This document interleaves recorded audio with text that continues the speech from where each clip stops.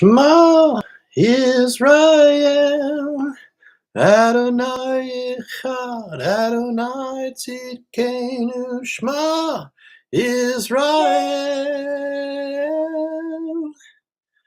Shema Israel, Shema Israel, Adonai Eloheinu. Shema Israel, Shema Israel, Adonai Eloheinu. Adonai Echad, Adonai Tzidkenu, Adonai Yeshuateinu. Adonai Echad, Adonai Tzidkenu, Adonai Yeshuateinu. Shema Israel, Adonai Echad, Adonai Tzidkenu. Shema Israel. Welcome to Hebrew Perspectives. I am so glad that you are here with me. I'm glad to be here with you. Thank you for those of you that come and watch on a regular basis, and thank you for those of you that in other parts of the world that come on and watch this at a later time. That's why we record these, so that you can hopefully someday we'll have a bigger audience right here, and maybe even have a little interaction where I can see somebody right there and I can say, they said Shabbat Shalom, I can say Shabbat Shalom. Great to be at Torah study. Great to share with you. Great to sing a little different version of the Shema. And Shema Israel, hear, O Israel, the Lord your God, the Lord is one Lord. The Shema, we say it in the morning and we say it in the evening. It's the declaration that we believe and follow in the one true God. If I look different to you today, I'll let you guess what it is in the chat. So we have a double portion. Tazria and Metzora are almost always together because of the timing of the holidays and all of that. And with Pesach and Shavuot coming up, and we've been counting the Omer on a regular basis. So let's see, what did we count? Did we count 16 last night? And tonight we count 17, something like that. What we do here, you can see that in the daily posting as to what the Messiah and his disciples would be doing on a regular basis, what they would be studying on a regular basis, everyone getting on the same page. We follow that same pattern. Remember the whole thing where everybody's going around with the little wristbands and everything, the WWJD, what would Jesus do? I can almost guarantee that they weren't following that pattern, because that's what Jesus was doing. He was making aliyah. He was going up into the temple on a regular basis. He was going into the synagogue. He was praying 3 times a day. He was studying the section of the Torah. So he would be studying just like we are today, and having interaction, and there would be back and forth going on amongst rabbis. That's what a lot of when you read Talmudic things, you'll see that's a lot of discussions back and forth as to what some people interpret certain scriptures. Now, today I named this end times. Now, we really, or at least I really don't do a lot of end time studies. For one, I don't mean to be mean about this or anything, or offhand or whatever you want to call it, but I really think that time could be spent in better ways than talking about when the Messiah is going to be coming. Now, I will talk a little bit about that today, because it actually fits in with what we're talking about. And we'll be looking at some Jewish sources that actually show these things to us. So, part of what we do here is what we do. So you see in that daily one that I post, you'll see that this is what happens, is that there's these discussions going on. And remember, now, so those of you that are new with us, just one of the Torah basics we do, people hear the word Torah and they automatically think ancient antiquity, no longer valid, no longer in effect. That is not true. Torah is the first 5 books of the Bible, and it means instruction. It's actually referred to often, as Torah Chaim, uh, instructions for living. And as we are counting the Omer, and we are going through counting our ways to 49 days, to the 50th day, to Shavuot, to the giving of the Torah, Mount Sinai, we are taking care of our character traits, our medot. We are building ourselves up. We are learning. We are refining our character, preparing ourselves to receive elevation from God. Now, Right. some people don't like that word elevation. I'm not sure why. God wants to lift you up to a higher place. He wants you to walk better. He wants you to have a better life. That's right. When it comes right down to it, you have a relationship with God. And I think we were reading this morning in our daily devotional with Rabbi Torsky. Basically, it was saying something to the effect of, um, you know, we can have relationships, but we still are distinct people. But when we connect with God and we lose ourselves in Him, we actually become one. Echad. Shema Israel, Adonai Eloheinu, Adonai Echad. Hear, O Israel. Okay? So, um, so that's just a little bit about what we're talking about today. Remember to like and share. Thank you for those of you that do that on a regular basis. Um, yeah, and don't forget to subscribe. I saw another subscriber just came on to YouTube, for those of you that watch on YouTube. Um, and so thank you so much for all of that. So uh, let's see here. Let's dive into this. But first, we always want to say the Torah, the blessing before Torah, and uh, now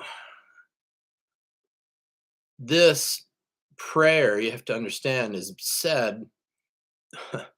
It's another thing it's interesting about being on the same page, is that everyone that begins to do a Torah study, they say this blessing. They say, "Blessed are you, Lord our God, King of the universe, who has sanctified us with his commandments and has commanded us to engross or immerse ourselves in the words of Torah. Please, Lord our God, sweeten the words of Torah in our mouth and in the mouth of your people, the family of Israel. May we and your offspring and the offspring of your people, the house of Israel, all of us, know your name and study your Torah for its own sake. Blessed are you, Lord, who teaches Torah to his people Israel. Blessed are you, Lord our God, King of the universe, who selected us from all the peoples and gave us his Torah. Blessed are you, Lord God, giver of the Torah." And as the blessing says, may Torah study always be sweet to you. So someone recently, they were asking about, or there was something about speaking in tongues. And so I don't get caught up in all the debate with all of that. Um, it it just goes to show you that there are certain things that people seem to fight against. They fight against circumcision. They fight against uh, Kosher. being kosher. They fight against what was I just thinking of that brought this up?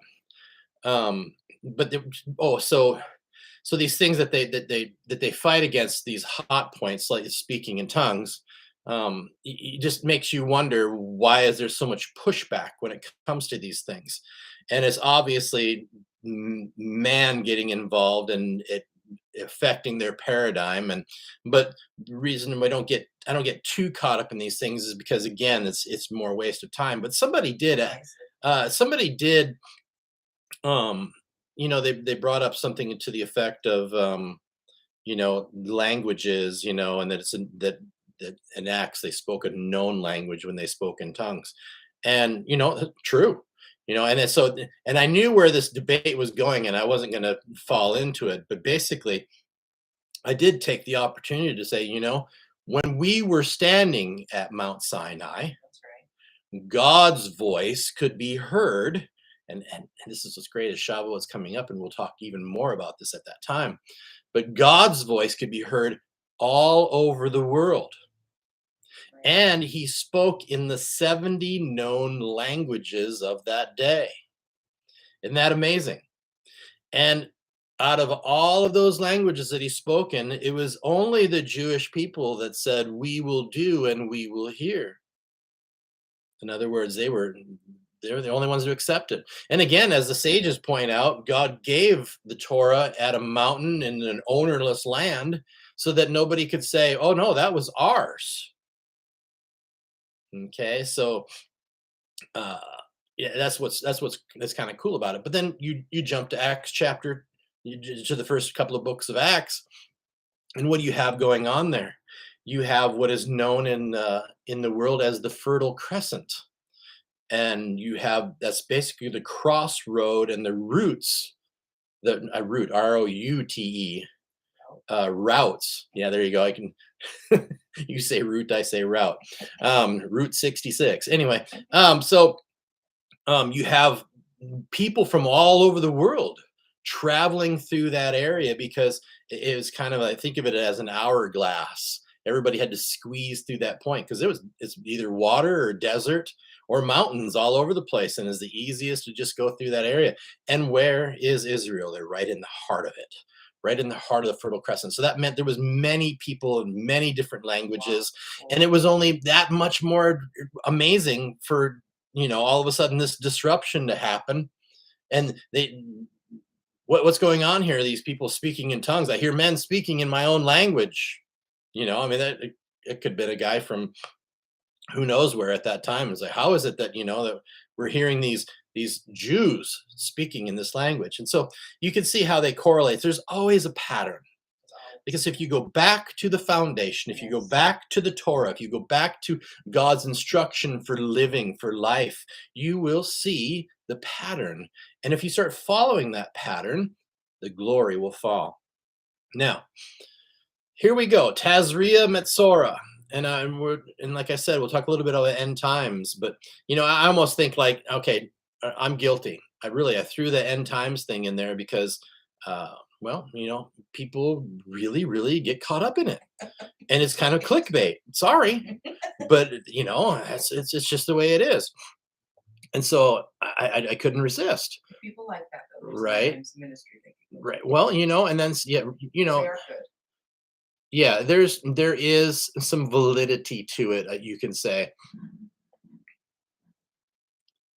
And so now let's start with John 9.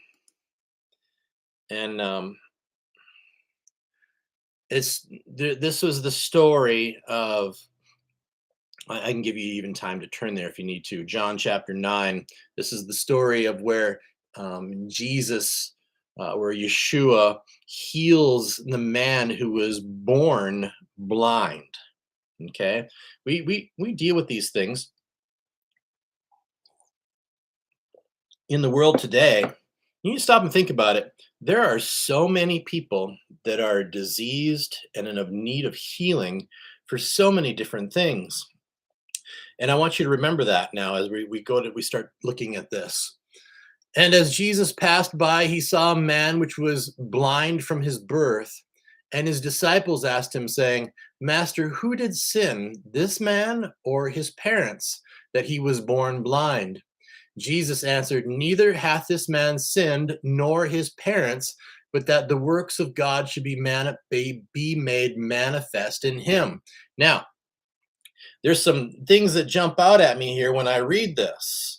For one, again, we kind of pointed out the man was born blind, and his disciples asked a question that must have been common speech during that time, asking questions. And so it makes you think, does sin bring on what a disease?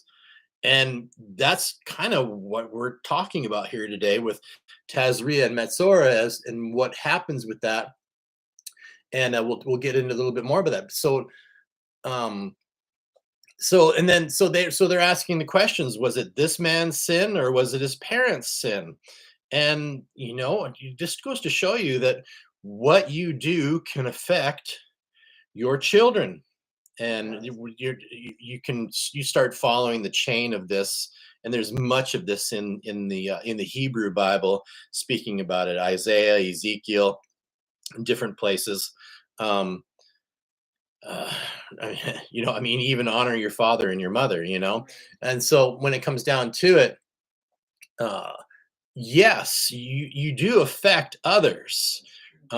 Even not taking care of yourself affects other people, because then somehow, some way, people are going to end up taking care of you. And so this brings up, but the easy answer is, and so when he says, neither hath this man sinned, like, oh, wait a minute now. Neither hath this man sinned. Now, you have these discussions. We have these discussions, and this is another one of these hot points that you see people talk about. It's like, I'm telling you that it is possible to not sin. Okay, let me clarify something here. There's people that seem to think I'm a sinner saved by grace, and no matter what I do, careful, I can't keep from sinning. Yes, you can. Are you going to fail? Sure you are. You're going to miss the mark. Again, we've talked about this before. It comes from the root of aiming at a target. And does that mean that you have a hard time hitting the target with your pistol? So you just empty out all the bullets, put the gun in the drawer, and just don't practice anymore. How many people that own a gun would stop practicing? And it just doesn't make any sense. Right. Or with a bow and arrow, and that's really what it's talking about. Is talking about arrow hitting a mark. And so that's what a lot of people do, is they end up just giving up, just not doing it. And so he says, neither hath this man sinned. So what was this man doing that he would say this? Basically, he must have been following a Torah way of life. Right. He was following Torah. He was following the instructions of God. He probably, even as a blind man, was going to the temple and bringing an elevation offering to God. He was probably, even, think about this. Even someone that is in that condition, do they or do they not want to connect with God even more than somebody that is whole? Now, are any of us really truly whole? So this begs to ask, you ask the question, it's like, so when something happens in my life, or in our lives, when I come up sick, so to speak, it causes me to analyze what I'm doing. What is it is there something that I did that brought this on? It's not always the case. It's not always the case. Sometimes it is just as he says right here. He says, but that the works of God should be made manifest in him. And then what does he do? Well, he continues and he said, I must work the works of him that sent me while it is day. The night cometh when no man can work. As long as I am in the world, I am the light of the world. Wow. When he had thus spoken, he spat on the ground and made clay of the spittle and anointed the eyes of the blind man with the clay and said unto him, go wash in the pool of Siloam, which is by interpretation sent. He went his way therefore and washed and came seeing. The neighbors therefore, and they which before had seen him he was blind, said, is not this he that sat and begged? Some said, this is he. Others said, he is like him. But he said, I am he. Therefore said they unto him, how were thine eyes opened? He answered and said, a man that is called Jesus made clay and anointed mine eyes and said unto me, go to the pool of Siloam and wash. And I went and washed and I received sight. They said unto him, where is he? He said, I know not. Now, another thing you want to know and you want to kind of understand is a lot of these situations, you'll see that there's many of these in the Bible. Right. And a lot of it has to do with they are sick because of sin. Right. Most All right. And you'll find many examples in the Gospels of this. And so many times you'll say, he'll be talking and he'll say, you know, thy sins be forgiven thee. And then he heals them. right. Okay. So you can see that again, we learned about this not too long ago, and we'll talk more about it again. But at Sinai, when we received the Torah, everyone was instantly healed. So you see that God's word heals. Right. Torah brings healing. Solomon talks about how Torah is a tree of life, and it's a tree of healing. It brings healing. And think about it. Where was the tree of life? It was in the Garden of Eden. What were Adam and Eve? Perfectly healthy, because they were in God's will. What is God's will? I'm glad you asked that question, because many people ask that question and many people get confused about, oh, what is the will of God for my life? Well, I can tell you right now, it's the Torah. Right. Okay. Follow the Torah to the best of your ability. It's when you stop trying is when you run into trouble. Right. Is when you start giving in a little here and a little there. That's when you start going down the wrong path. That's when you start missing the mark and you give up. And so take a breath. Nachas ruach, gratefulness of spirit. Thankful that the Spirit of God is dwelling within. The Torah dwelling within. After all, that's the important part of that's what helping us to understand the Torah. And so now Tazria and Metzora, Tazria means she will conceive. And the interesting thing about Tazria is that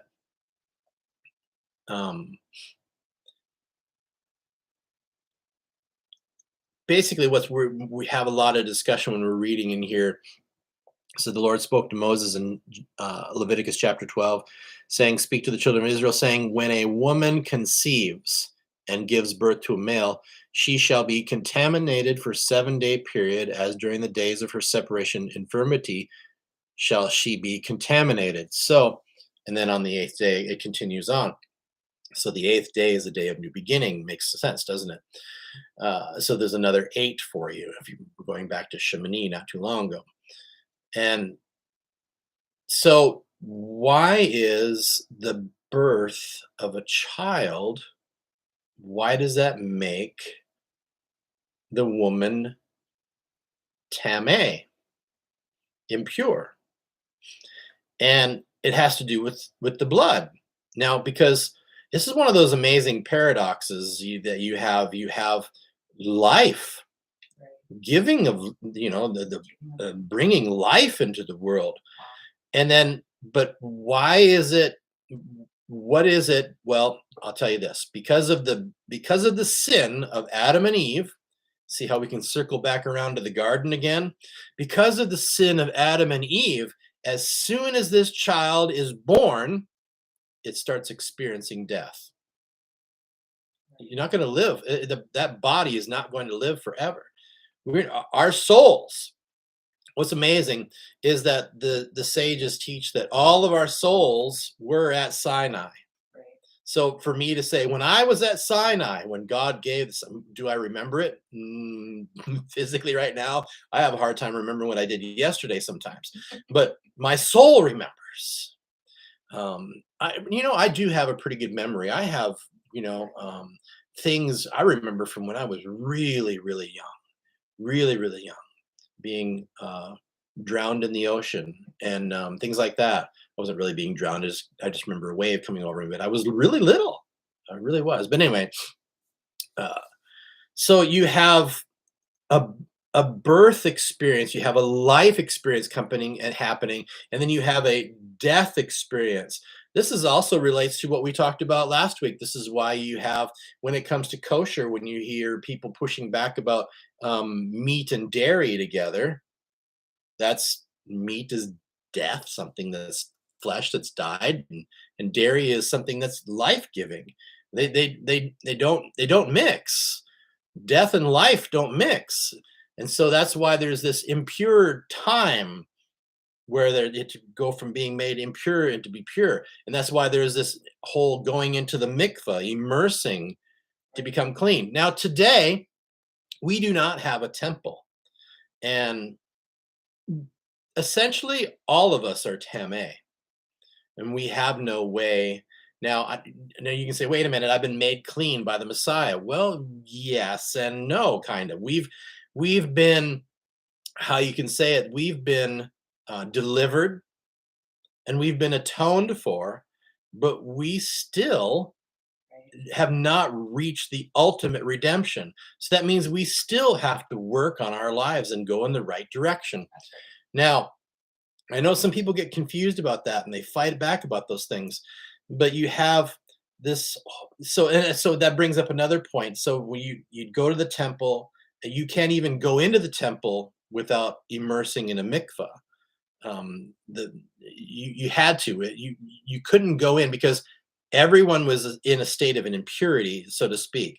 And you may wonder, it's like, well, how could this happen? Well, have you walked through a graveyard? Have you been to a funeral? Those things were considered making you tameh, impure. But you wanted to become tahor. You wanted more. You wanted purity.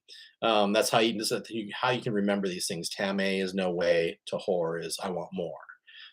So that's just funny little way of remembering how those words work and what they are. Purity and purity. And so we're always working toward this, wanting to be pure. And again, this is like the same concept of, well, I'm always going to be running into these problems. Why even bother trying? Again, that's the wrong kind of attitude to have when it comes to these things. We want to do what is right. Now, when it comes to the second part of this portion, the Metzora, let me turn there real quick, and I'll read the first verse from there. Now, Metzora means, simply, it means one who is diseased. And the Lord spoke to Moses, saying, "This shall be the law of the Metzora on the day of his purification. He shall be brought to the Kohen. The Kohen shall go forth to the outside of the camp. The Kohen should look, and behold, the Za'arat affliction has been healed from the Metzora." So, someone who is diseased is, and we talked a little bit about this last year, I'll go a little bit more detail. Zarat is commonly translated as leprosy. And that's really not correct, but that's what people have stuck in their mind. So, but it's basically, it is a skin disease. Now, here it's mentioning that the Kohen, the priest, goes out to the outside of the camp. Remember now, when someone was afflicted with this, they were put outside the camp. And what we have to remember is that it's a Zerat comes by not something physical. It comes by something psychological. In other words, something, it's a spiritual problem. It's the root of the problem is a spiritual problem. And we'll talk a little bit more about this. But the Zerat, so maybe you've heard someone preach, about how someone who has leprosy and they're outside of the camp and they're walking around going, unclean, unclean, unclean, to warn others to stay away from them. Again, Zerat was not catchy physically. It was catchy spiritually. And where Zerat comes about is that, so in Arachin 16a in the Talmud, it talks about, it lists the sins that bring on Zerat. And but let's go back to Metzora. Now, Metzora, the Metzora, one who is diseased. That word Metzora is a contraction. Remember, we Jewish people, we have a lot of words that we contract things so that help us to remember things easier.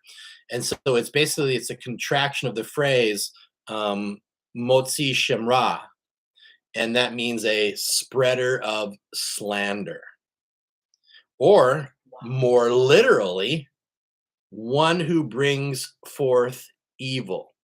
And that comes from Vayikra Rabbah 16:6. So, like I was saying, Arakin 16a lists the sins that cause Zerah. And there's many of them. I won't go over all of them, but I will point out that in our Chumash, again, I like to show you the books that we read. You have the Chumash, Stone Edition Art Scroll. If you do not have one, you really need to have one. It points to the common denominator in the list, and it refers to them as a, here we go. This is gonna where rubber meets the road, people say, is that an insensitivity to others that implies a tremendous amount of egocentricity. Narcissism. You know, I have a book somewhere.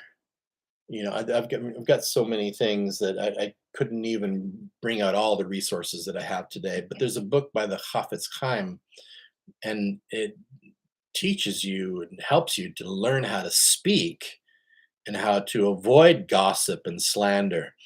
The sages will tell you that gossip and slander hurts three people. It hurts the person that tells it, hurts the person that hears it, and it hurts the person that they were talking about. That's true.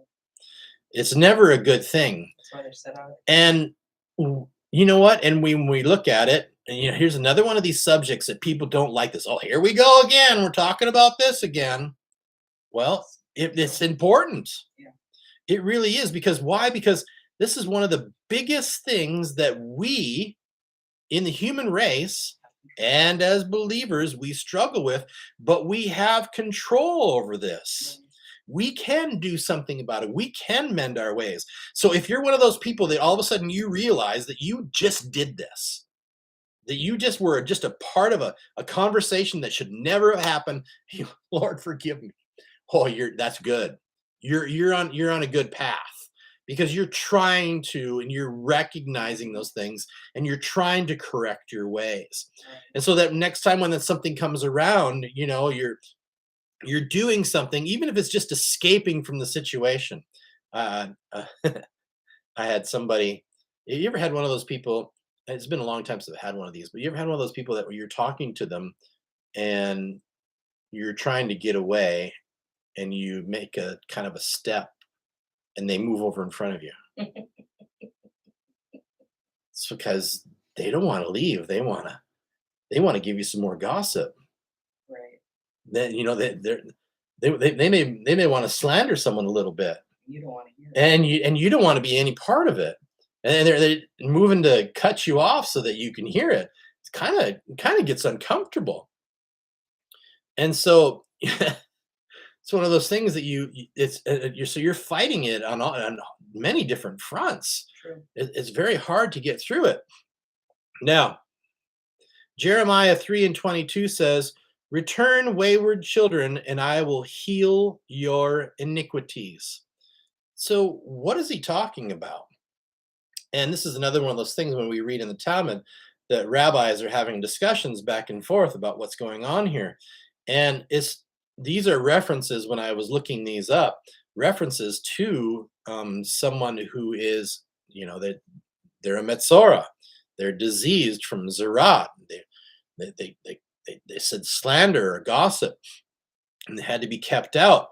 But again, we see that there's so many people infected. There's so many people that are in need of healing, just needing the healing tongue of God. But we can see that there are many scriptures, like the one we just read here: "Return, wayward children, I will heal your iniquities." Right.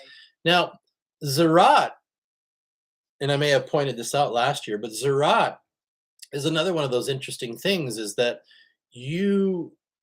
God gives you warning signs, Right. and he's going to deal with you measure for measure.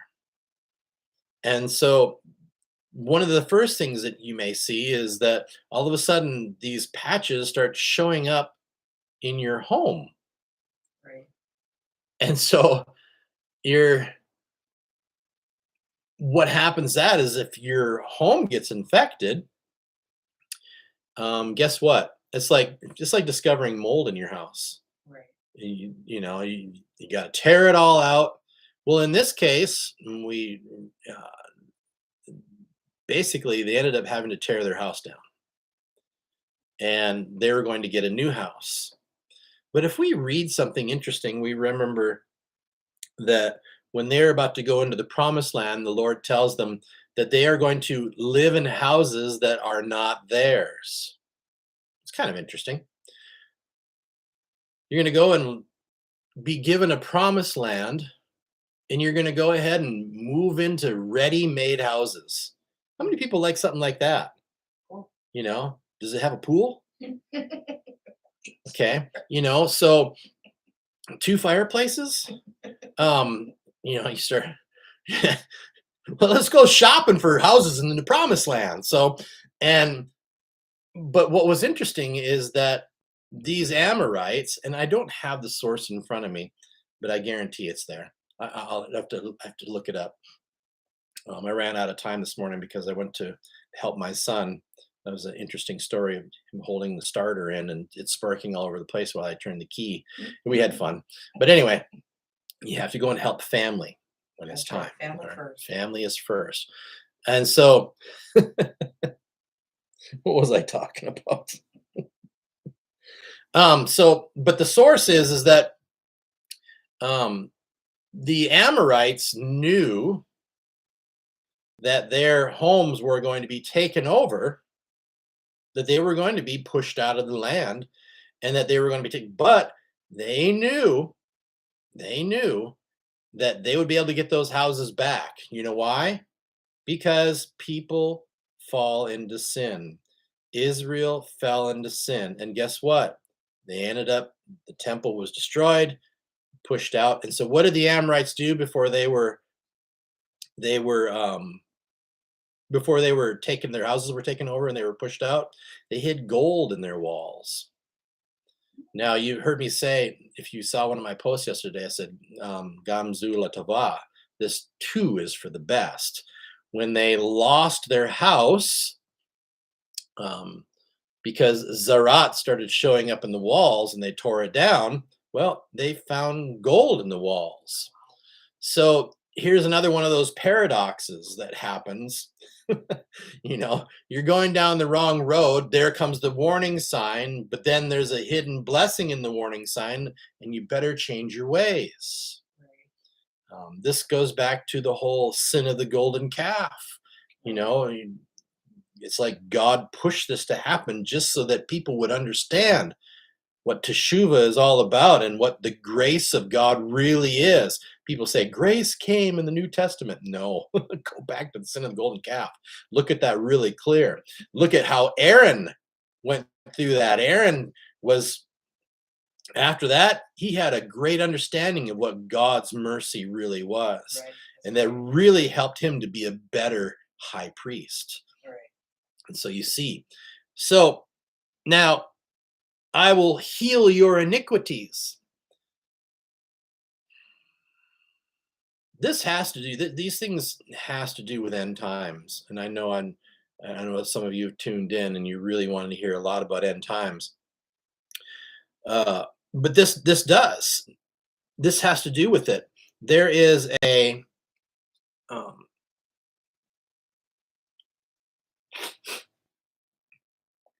this thing that we're always talking about being on the same page and everything like that. Malachi 3:7 says, return to me and I will return to you.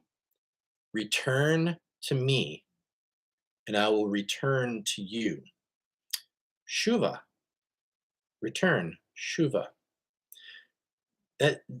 What does that sound like? Sounds like teshuvah. For those of you who don't know what teshuvah is, I'm glad you've made it this far into the video. Teshuvah means, it's commonly translated as repentance. And teshuvah has to do with more to returning to God, returning to his teachings, returning to his Torah. Um, and because that's what's life-giving.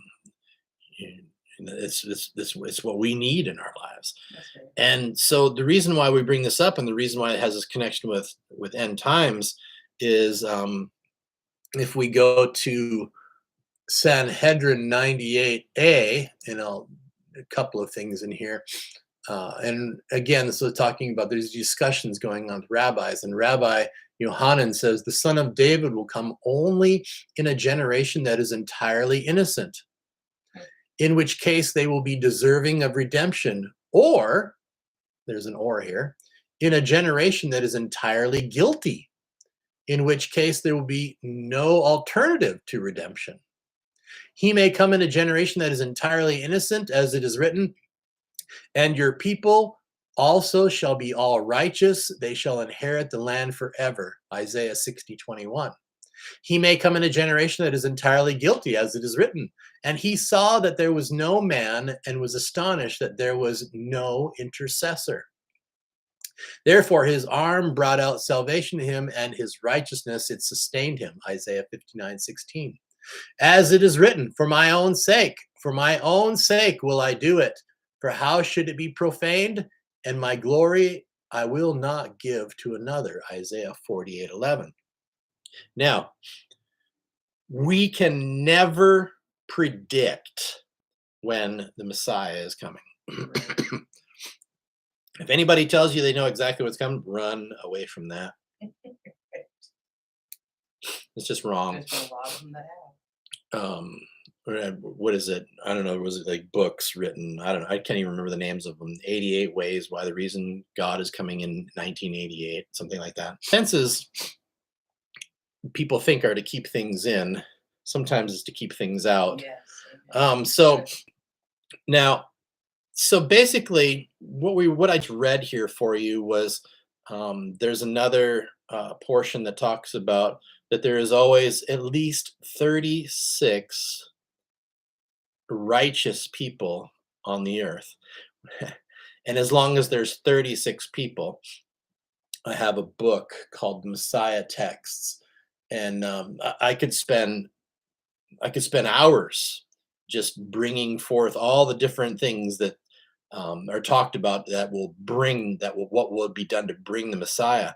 But a lot of it, a common theme in a lot of them is teshuvah, returning to God.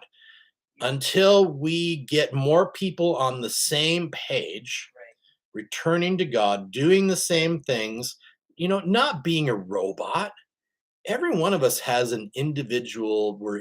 We're individuals. We understand that we're different from other people, and that our individual characteristics and our individual spirit really helps everyone. We're all connected, so to speak. When I suffer, you suffer. When I have joy, you have joy. That's how it works. And some people that they get kind of disconnected from that. The Jewish mother-in-law said the sound is going in and out. Oh, the sound's going in and out. Okay. Now, somebody was saying something about last week that the volume was real low.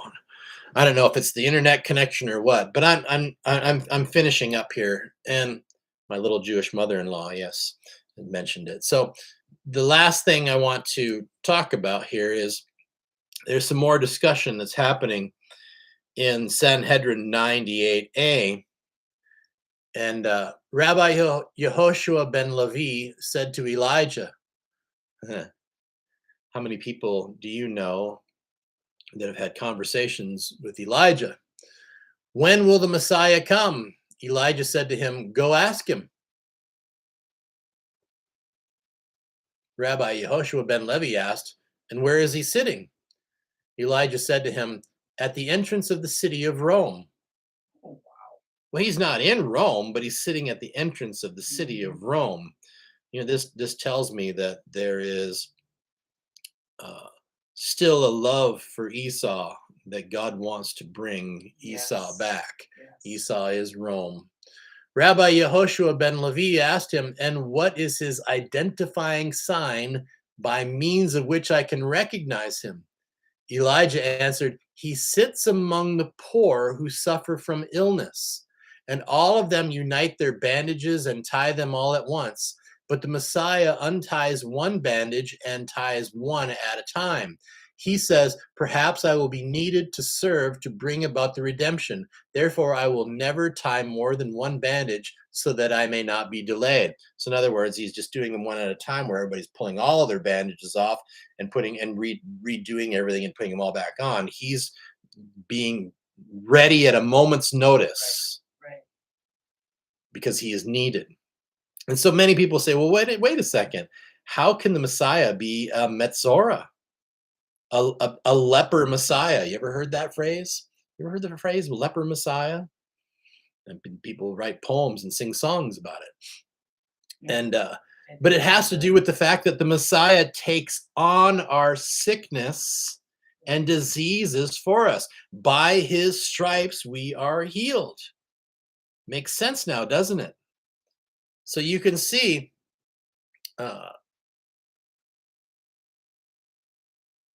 how this is all tying in. End times. So it says here that, let's read on a little bit more.